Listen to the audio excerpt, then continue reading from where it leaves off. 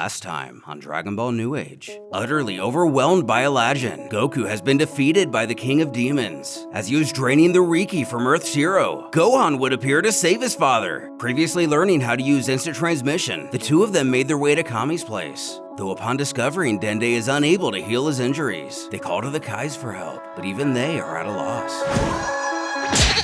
As Elder Kaio learns, it's no mere demon that did this to Goku, but Aladjinn. He expresses his horror in questioning why it had to be him of all foes. The Saiyan asks what's wrong and if he knows him. Kabutokai cuts in to explain this is quite a troubling situation. Goku's wounds are beyond the Great Ancestor's ability to treat.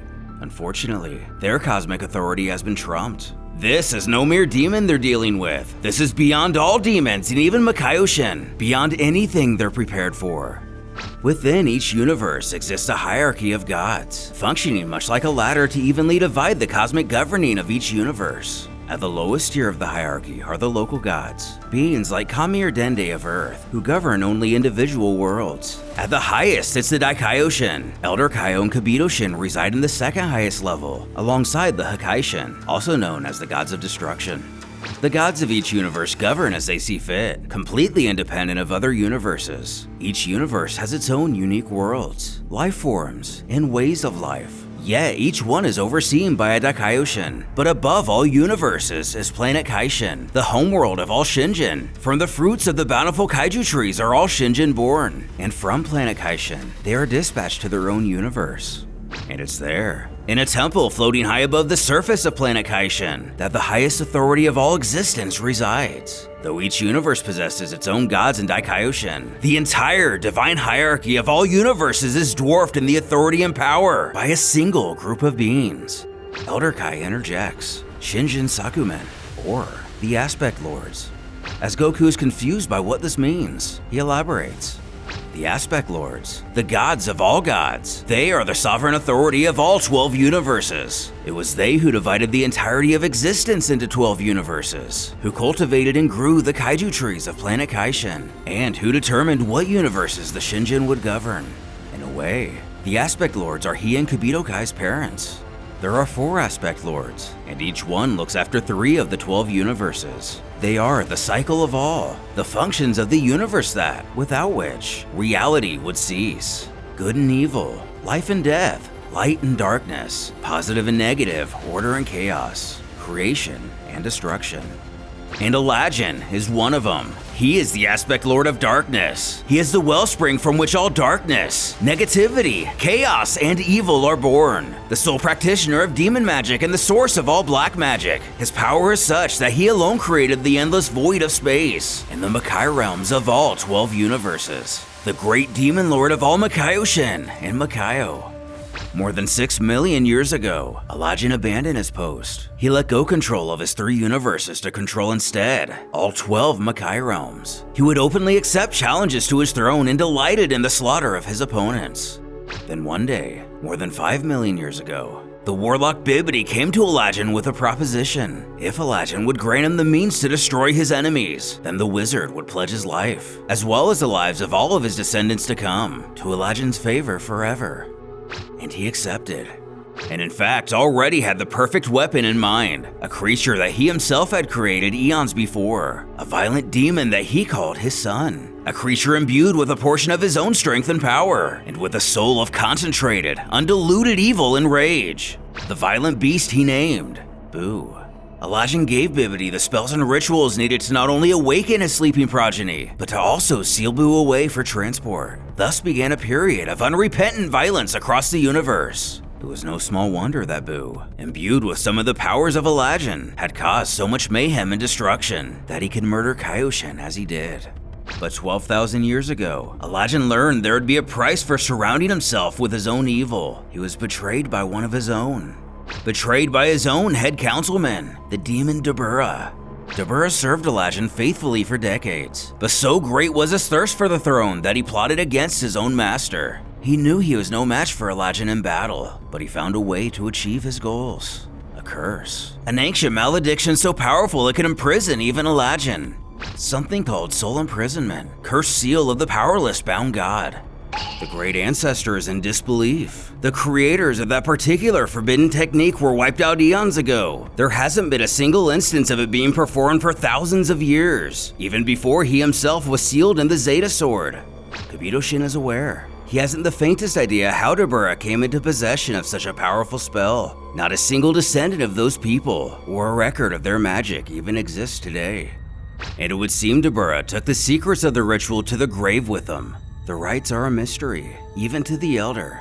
In this instance, they can't rely on that seal, which means the only chance they have of stopping Aladjinn is now, while he's still somewhat weak and encumbered by the need for a body. But this brings Gohan to the question, what about his dad?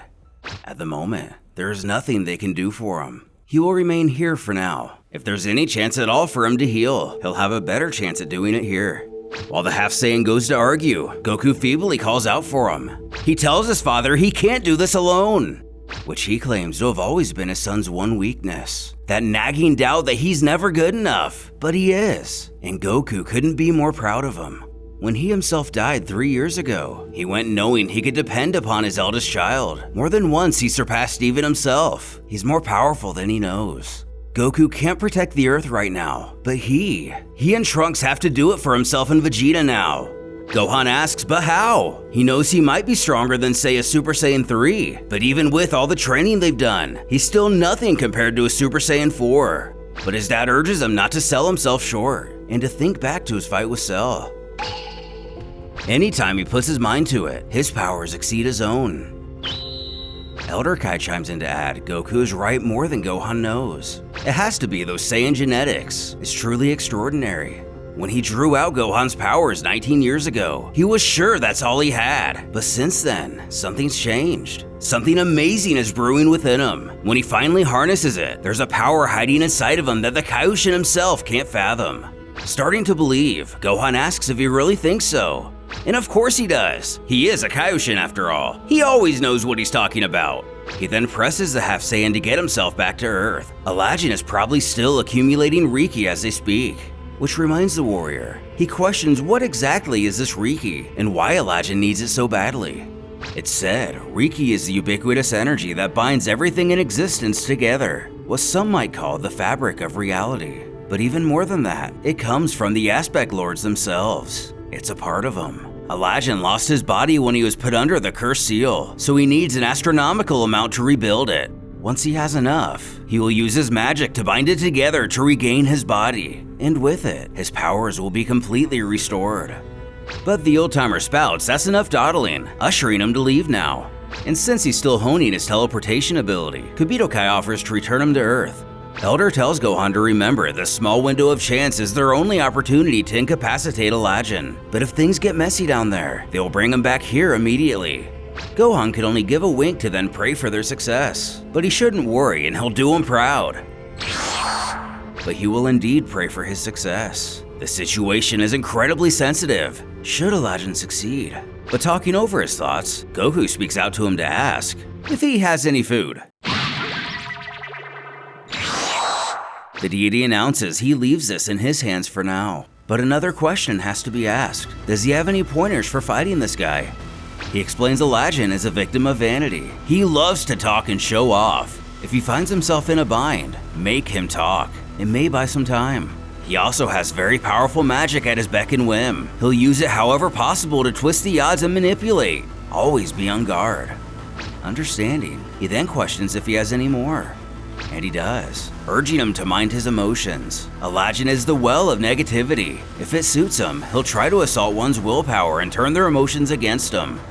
He thanks the Kaioshin for the advice, telling him to take care. Who mirrors these words? Spotting Trunks, he walks over to touch base, first inquiring if everyone else is within the palace, and Trunks thought it might be best they not see what's going on below. After a short pause, he knows something's up, bluntly stating Goku can't help them this time, can he? And he's afraid not. The realization hits like a freight train. He then questions what they're going to do. Placing his hand on his shoulder, Gohan quips that's simple. They're going to do what they were born to do, what their fathers meant for them to do. They protect the Earth. with Goku out of commission and the villain not only wielding the power of Vegeta, but one of the most powerful evil gods in all of history. What training will Gohan and Trunks undergo to follow in their father's footsteps? And how will they face a foe who considered Majin Buu merely a child?